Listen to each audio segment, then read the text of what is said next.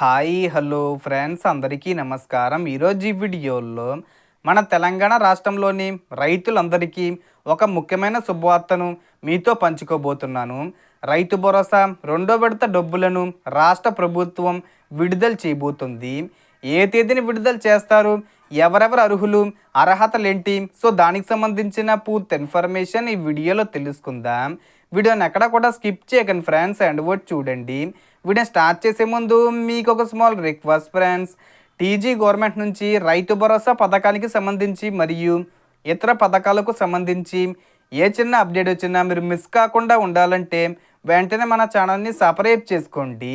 And subscribe చేసుకున్న వాళ్ళందరూ కూడా సబ్స్క్రైబ్ బటన్ పక్కన ఉన్న గంట సింబల్లో ఆల్ అని పెట్టుకోవడం మర్చిపోకండి ఫ్రెండ్స్. ఇలా పెట్టుకోవడం వల్ల నేను పెట్టే ప్రతి ఒక్క వీడియో మీరు నోటిఫికేషన్ రూపంలో పొందగలరు. అండ్ వీడియో మీద నచ్చితే లైక్ చేయండి ఫ్రెండ్స్. సో ఏమాత్రం లేట్ చేయకుండా వీడియోకి వెళ్ళిపోద్దాం.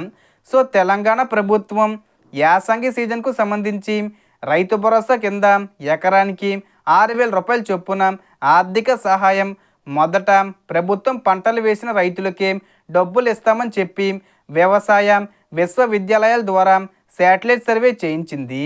ఆ సర్వేలో సుమారు 1,56,00,000 ఎకరాలు గుర్తించగా అందులో 20 లక్షల ఎకరాల్లో పంటలు సాగు కాలేదని పేర్కొన్నారు. దీంతో ఆ ఎకరాలను తప్పించి మిగతా వారికి మాత్రమే రైతు భరోసా ఇవ్వాలని భావించారు. కానీ రైతుల అభ్యర్థనలు, ఎన్నికల మేనిఫెస్టోలో ఇచ్చిన హామీలను పరిగణలోకి తీసుకుని ప్రభుత్వం ఆ నిర్ణయాన్ని వెనక్కి తీసుకుంది. గత వానాకాలంలో ఎలా అయితే వ్యవసాయానికి అనుకూలమైన భూమి ఉంటే సరిపోతుందని అందరికీ డబ్బులు ఇచ్చారో అదే విధానాన్ని ఇప్పుడు కూడా అమలు చేయాలని నిర్ణయించింది. అంటే పంట వేసినా వేయకపోయినా వ్యవసాయానికి అనుకూలమైన భూమి ఉంటే రైతు భరోసా అందుతుంది.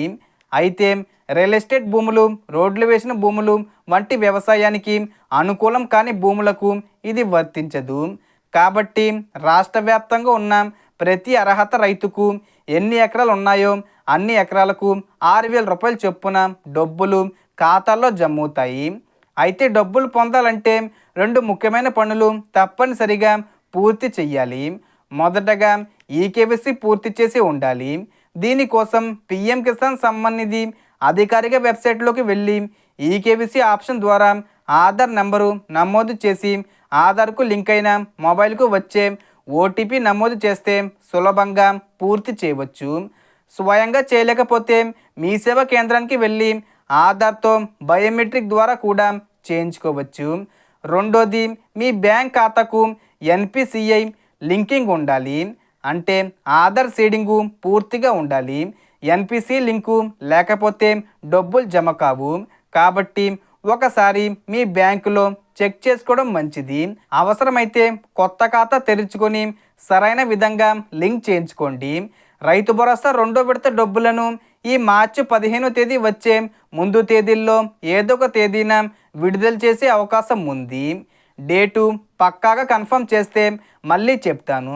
ఈ సమాచారం మీకు ఉపయోగపడితే మీ కుటుంబ సభ్యులు, రైతు స్నేహితులతో పంచుకోండి. మరిన్ని అప్డేట్స్ కోసం మా ఛానల్ను సపోర్ట్ చేయండి. సో దీనికి సంబంధించి ఏ చిన్న ఇన్ఫర్మేషన్ వచ్చినా నేను వీడియో చేసి పోస్ట్ చేస్తాను.